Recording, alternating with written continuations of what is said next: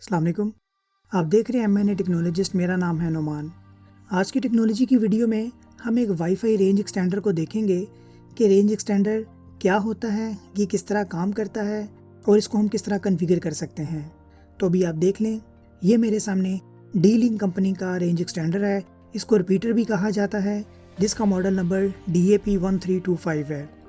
सबसे पहले तो आप ये देख लें कि हमारी ज़िंदगी में इस रिपीटर की ज़रूरत पड़ती क्यों है। मैं एक डायग्राम के ज़रिए आपको समझाता हूँ।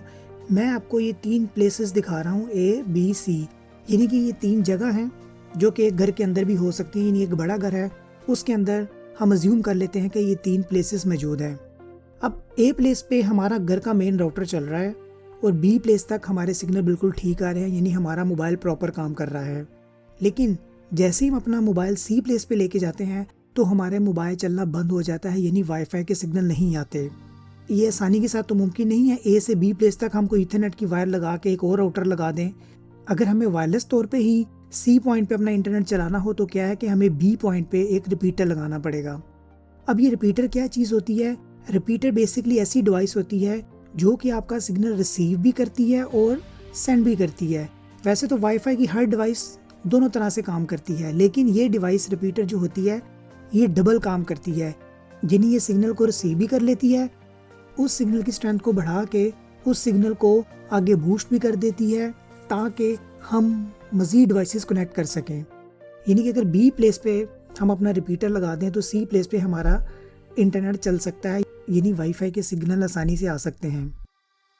तो B प्लेस के ऊपर हम अपना रेंज एक्सटेंडर लगाएंगे, जिसको रिपीटर भी कहा जाता है। अब क्या है कि हमें C पॉइंट पे इजीली नेट मिलता रहेगा, हमें कोई भी फिजिकली तार लगाने की ज़रूरत नहीं पड़ेगी अगर हम इस तरह का कोई भी रिपीटर लगा दें। मैं D-लिंक की वीडियो बना रहा हूँ, इसलिए मैं D-लिंक रिपीटर का नाम ले रहा हूँ। दुनिया में काफ़ी सारे कंपनी के रिपीटर आते हैं, आप कोई भी इस्तेमाल कर सकते हैं। तो आइए जी, अब इसको कन्फिगर करना स्टार्ट करते हैं।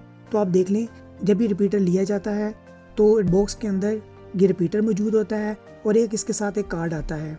इस कार्ड के ऊपर लिखा होता है कि एक SSID और पासवर्ड, यानी कि जब ये रिपीटर ऑन होगा तो उसका एक अपना वाईफाई का नाम और पासवर्ड होगा, वो इस कार्ड के ऊपर लिखा होता है। बाकी इस पे खाली जगह होती है कि जिस पे भी आप कॉन्फ़िगर करेंगे वो आप पेन के साथ इस कार्ड पे लिख सकते हैं। तो इस तरह का कार्ड इसके साथ आता है। इसके ऊपर 2 बटन मौजूद है। एक तो आप देख लें जिस पे डबल एरो है, ये WPS का बटन है, और एक रीसेट का बटन है, एक पावर की लाइट है, और जो आपको एक लाइन नज़र आ रही है ये बेसिकली इस रिपीटर के इनपुट के वाईफाई की सिग्नल की स्ट्रेंथ है। यानी कि वाईफाई के सिग्नल अगर कम होंगे तो ये लाइटें कम ऑन होंगी। अब ये सारा मैं आपको प्रैक्टिकल करके दिखाता हूँ। तो आइए इस रिपीटर को ऑन करते हैं। तो मैं अपनी सॉकेट में लगा देता हूँ। सॉकेट में लगा के अब ये समझ लें कि मैंने इसको अपने B पॉइंट पे ये लगा दिया है, यानी जहाँ पे वाईफाई के सिग्नल आ रहे हैं। पहले मैं इसको कन्फिगर करूँगा, फिर मैं C पॉइंट पे चला जाऊँगा, वहाँ पे मेरा मोबाइल चलता रहेगा। अच्छा जी, ये रिपीटर को मैंने लगा दिया है। इसकी रेड लाइट जब ब्लिंक करना स्टार्ट हो जाएगी फिर इसको मैं कन्फिगर करूँगा। इस रिपीटर को मोबाइल के थ्रू कन्फिगर करने के लिए हमें प्ले स्टोर से एक एप्लीकेशन इंस्टॉल करनी पड़ेगी। तो आप प्ले स्टोर पे जाएँ तो QRS लिखें। QRS लिखेंगे तो D-लिंक की एक अपनी ऐप आ जाएगी। तो ये छोटी सी ऐप है, इसको आप इंस्टॉल कर लें। तो मेन हमारा जो इंटरनेट आ रहा है उसके थ्रू हमारी ये ऐप जो है इंस्टॉल हो चुकी हुई है। जब ये ऐप इंस्टॉल हो जाए उसके बाद हम इसको ओपन कर लें। ओपन करने के बाद हमें क्या करना है, हमें इस रिपीटर को कन्फिगर करना है। तो हम क्या करेंगे, हम वाईफाई में जाएंगे तो इस रिपीटर का एक नाम आ रहा होगा। तो अभी आप देखिए कि इस रिपीटर की बैक साइड पे जो लिखा आ रहा था D-Link 944A, ये नाम आ रहा है। और जो उसके नीचे पासवर्ड, यानी कि जो कार्ड आपको मिला है, जो पासवर्ड है, वो पासवर्ड दे के हम इसको कनेक्ट कर देंगे। तो अभी आप देखिए कि हमारा मोबाइल इस D-Link रिपीटर के साथ कनेक्ट हो गया हुआ है। अब हम दोबारा QRS की एप्लीकेशन में आएंगे और जहाँ पे स्टार्ट लिखा आ रहा है यहाँ पे स्टार्ट पे क्लिक करेंगे। अब जब हम स्टार्ट पे क्लिक करते हैं तो हमारे पास ये 2 ऑप्शन आ रही हैं। देखें, एक हमारे पास आ रही है रिपीटर और छोटा सा एरो है, अगर उस पर मैं क्लिक करूँ तो दूसरी ऑप्शन आ रही है एक्सेस पॉइंट। रिपीटर तो वही होगा जो मैंने आपको डायग्राम में दिखाया कि आपके वाईफाई के सिग्नल के स्ट्रेंथ को बढ़ा देगा। एक्सेस पॉइंट क्या होता है ये मैं आपको बाद में बताता हूँ। पहले हम रिपीटर को देख रहे हैं, तो मैं रिपीटर पे ही रख के इसको नेक्स्ट कर देता हूँ।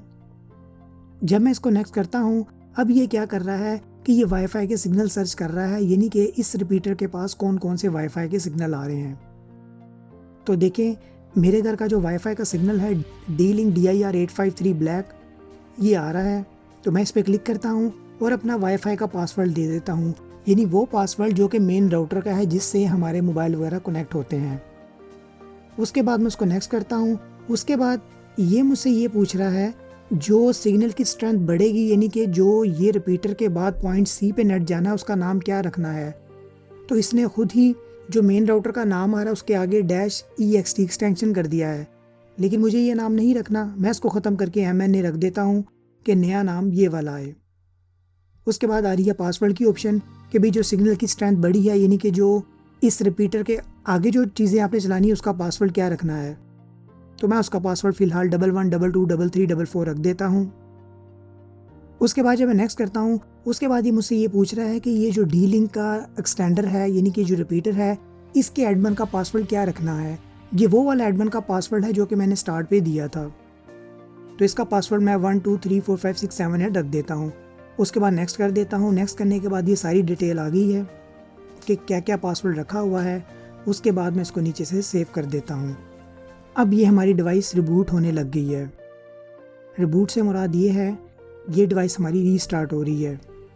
तो अभी आप देखिए कुछ ही देर बाद हमारे रिपीटर के ऊपर ग्रीन की तीनों लाइटें ऑन हो गई हैं।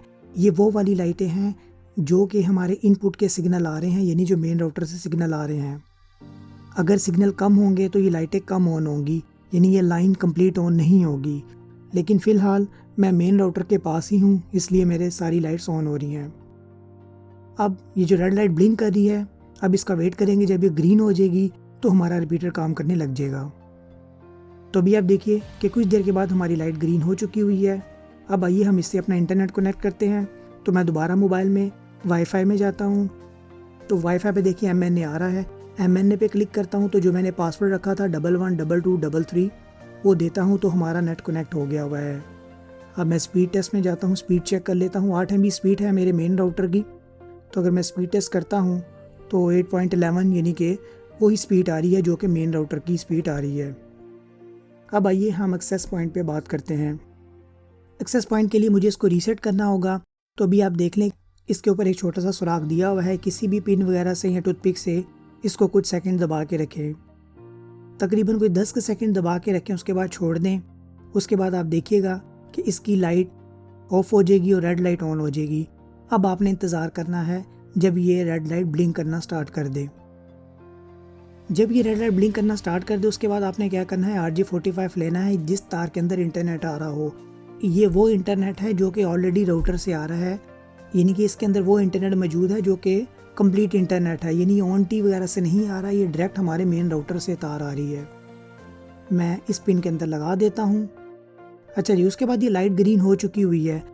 अब ये ऑटोमेटिकली इंटरनेट कनेक्ट हो गया हुआ है, यानी कि जो इस रिपीटर की बैक साइड पे या कार्ड पे जो SSID पासवर्ड आ रहा था वो पासवर्ड देंगे तो हमारा इंटरनेट कनेक्ट हो जाएगा।